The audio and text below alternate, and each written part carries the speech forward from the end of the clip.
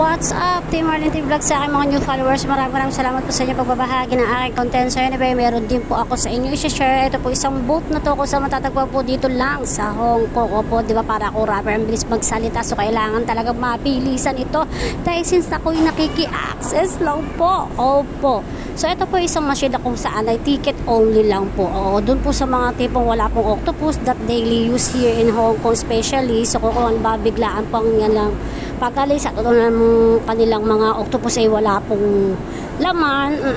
So ito po ang ticket boat only. So ayan po, nakalagay po dyan by ticket. Ayan, tapos meron zone by color po siya. Kung halimbawa zone brown ka, nandito po sa status ko sa ticket, tapos plus, yan. So titingnan po ninyo kung ano po yung lugar na pupuntahan ninyo, yun po yung by color nya. So cancel mo lang siya. Ayan. Tapos dito po, ito po yung mga allowed lang po na pwede nyo ilagay. 2.50 cents and 5 USD HKD. Ganyan HKD, 1 HKD. Ganyan po naka-indicate. So ito pong purpose ito naman po yung mga dot na sign para do sa mga mahihina ang pandinig na ano po rin nila, natatouch nila kung ano po yung boat na to. So meron din po silang guidelines even they not hear that much or slightly blind, yan po, tatouch lang po nila yan.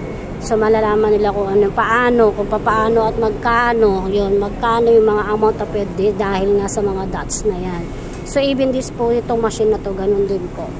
So that's it for today mga Lodi Wobs. Bye for now.